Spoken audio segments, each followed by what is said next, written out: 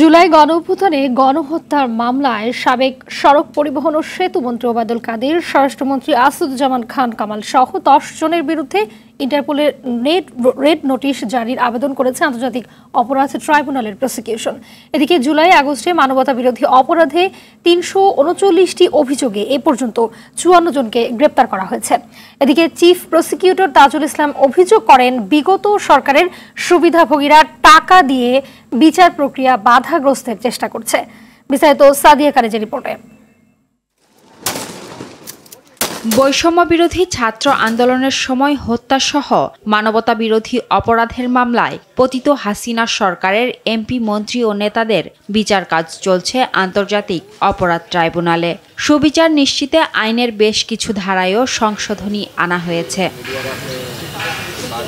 বৃহস্পতিবার সাংবাদিকদের সঙ্গে মতবিনিময় সভায় চিফ প্রসিকিউটর জানান, শেখ হাসিনা ছাড়াও নতুন করে 10 আসামির বিরুদ্ধে রেড নোটিশ জারির জন্য ইন্টারপোলের কাছে নাম পাঠানো হয়েছে।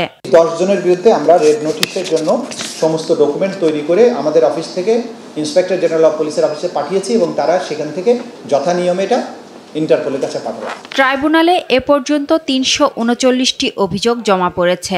মামলা হয়েছে 22টি। আসামি 141 জন, তাদের মধ্যে শেখ হাসিনা সহ 87 জন পলাতক, আর গ্রেপ্তার আছেন 54 জন। গ্রেপ্তারকৃতদের মধ্যে আছেন মন্ত্রী, এমপি, উপদেষ্টা, পুলিশ ও সেনা কর্মকর্তা।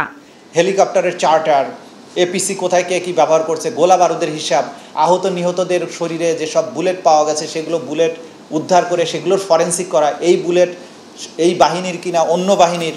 এরপরে এই যে বিস্তৃত জিনিস, এগুলোকে একসাথে করে আপনাকে রিপোর্টটা দিতে হবে, তাহলে তো 2 দিনের মাথায় আপনার ট্রায়াল প্রসেসকে ডিফেন্স পক্ষ সে ডিস্ট্রয় করে দিবে। আন্তর্জাতিক অপরাধ ট্রাইব্যুনাল আইনে কাউকে গ্রেপ্তারের জন্য কোনো কর্তৃপক্ষের অনুমতি লাগবে না।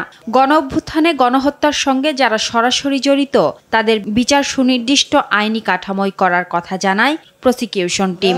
রাষ্ট্রকে একটা স্টেবল পর্যায়ে নিতে চাই, জাস্টিস প্রতিষ্ঠিত করতে চাই, সত্যিকারের জাস্টিস। সংবাদ সম্মেলনে দুর্নীতি দমন কমিশনের মহাপরিচালক জানান, আদালতের নির্দেশনা অনুযায়ী কাজ করবে সংস্থাটি। কি করতে হবে বিজ্ঞ আদালত এই বিষয়ে সুনির্দিষ্ট নির্দেশনা দিবেন, সে অনুযায়ী আমাদের যে আইন প্রয়োগকারী সংস্থা, দুর্নীতি দমন কমিশন এবং অন্যান্য পুলিশ তারা এই বিষয়ে আইনানুগ পরবর্তী কার্যক্রম গ্রহণ করবেন। এদিকে প্রায় 600 কোটি টাকার অবৈধ সম্পদ অর্জন ও 310 কোটি টাকার সন্দেহজনক লেনদেনের অভিযোগে ঢাকা 18 আসনের সাবেক সংসদ সদস্য হাবিব হাসানের বিরুদ্ধে মামলা করেছে দুদক। সাদিয়া কানিজ, RTV, ঢাকা।